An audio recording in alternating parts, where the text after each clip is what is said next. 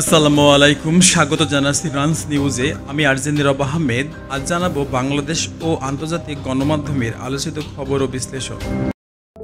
বিরল এক ভরে ইরানের দিকে আচমকা আক্রমণ চালায় ইসরায়েল, যেন হায়নার ঝাঁপ। ইসরায়েলি প্রধানমন্ত্রী নেতানিয়াহু প্রথমে বুঝতেই পারেননি যে এর জবাবে কতটা ভয়াবহ প্রতিক্রিয়া আসতে পারে। ইরানের পাল্টা প্রতিরোধে ইসরায়েল কার্যত চাপে পড়ে যায়। এক পর্যায়ে যুদ্ধের তীব্রতায় নেতানিয়াহু যুক্তরাষ্ট্রের সমর্থন চাইলে তৎকালীন প্রেসিডেন্ট ট্রাম্প হঠাৎ ইরানের 3টি পারমাণবিক স্থাপনা লক্ষ্য করে হামলা চালান। কিন্তু ইরান এর মধ্যেই তাদের সমৃদ্ধ ইউরেনিয়াম নিরাপদ স্থানে সরিয়ে ফেলায় হামলার প্রভাব সীমিতই থাকে। কিন্তু 24 ঘন্টা পেরোতে না পেরোতেই মধ্যপ্রাচ্যে থাকা মার্কিন ঘাঁটিগুলোর উপর ইরানি মিসাইল বৃষ্টি নামতে থাকে। এতে নেতানিয়াহুর রাজনৈতিক মিত্র ডোনাল্ড ট্রাম্প পর্যন্ত যুদ্ধবিরতি চেয়ে আকুতি জানাতে বাধ্য হন। ইরান কিছুটা মানবিক অবস্থান থেকে হামলা থামিয়ে দেয়। তখন বিশ্ববাসী বুঝে ফেলে ইরান শুধু ইসরায়েল নয়, যুক্তরাষ্ট্রকেও প্রতিরোধ করতে যথেষ্ট সক্ষম। মূলত 12 দিনের এই সংঘাতই ইরানকে নতুনভাবে তুলে ধরে। ইসরায়েল এই যুদ্ধে কী পরিমাণ সামরিক ক্ষতি সহ্য করেছে তা সঠিকভাবে প্রকাশ করা হয়নি, কারণ ইরান যে লক্ষ্যবস্তুতে হামলা চালিয়েছে সেখানে গণমাধ্যম প্রবেশে নিষেধাজ্ঞা ছিল। তবে কিছু হিসাব নির্ভর প্রতিবেদনে বোঝা যায় ইসরায়েলের সামরিক অবকাঠামো ব্যাপকভাবে ক্ষতিগ্রস্ত হয়েছে। ইসরায়েলি সংবাদ মাধ্যমের তথ্য মতে ইরানের ড্রোন ও ক্ষেপণাস্ত্র হামলায় ক্ষতিগ্রস্ত হয়ে প্রায় 39,000 মানুষ ক্ষতিপূরণের আবেদন করেছেন। এর মধ্যে কেবল তেল আবিব শহরেই 24,000-এর বেশি আবেদন জমা পড়েছে, আর দক্ষিণের আশকেলন শহর থেকে এসেছে 10,000-এর বেশি আবেদন। বিশ্লেষকরা স্বীকার করছেন ইসরায়েল তার ঘোষিত লক্ষ্য অর্জনে ব্যর্থ হয়েছে।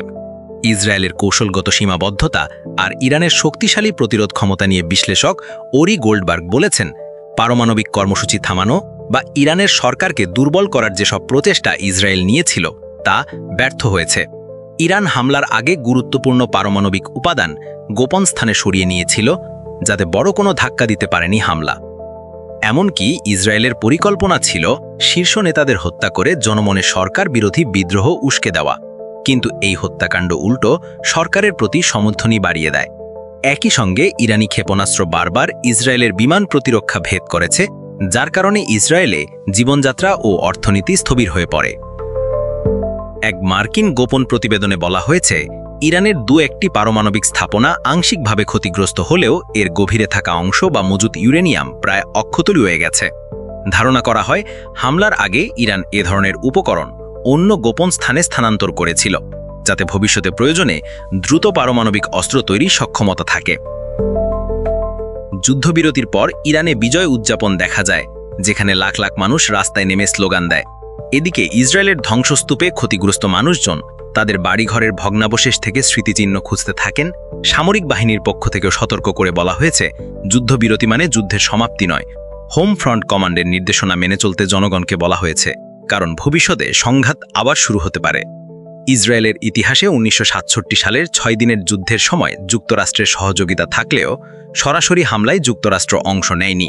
কিন্তু এবার ভিন্ন, কারণ যুক্তরাষ্ট্র সরাসরি ইরান আক্রমণ করেও চূড়ান্ত লক্ষ্য পূরণে ব্যর্থ হয়েছে। যুদ্ধের শেষ দিকে ইরানের সংসদ সিদ্ধান্ত নিয়েছে আন্তর্জাতিক আণবিক শক্তি সংস্থার সাথে সহযোগিতা স্থগিতের পরিকল্পনা অনুমোদনের। এর ফলে ইরানের পারমাণবিক স্থাপনার তথ্য, পরীক্ষণ ও নজরদারি কার্যক্রম অনির্দিষ্টকালের জন্য বন্ধ হতে পারে। সেই সঙ্গে হরমুজ প্রণালী বন্ধের একটি প্রস্তাবও পাশ হয়েছে, যা বিশ্বের তেলের 20% পরিবহনকে প্রভাবিত করবে। বিশেষ করে ভারত, যার অর্ধেকের বেশি তেল আমদানি এই পথ দিয়ে হয়, বড় ধরনের ধাক্কা খাবে। ইরানের পরমাণু সংস্থার এক মুখপাত্র বলেছেন, এই প্রযুক্তি ইরানের প্রজন্মের রক্তে ও চেতনায় মিশে আছে, তাই এটাকে পুরোপুরি ধ্বংস করা সম্ভব নয়।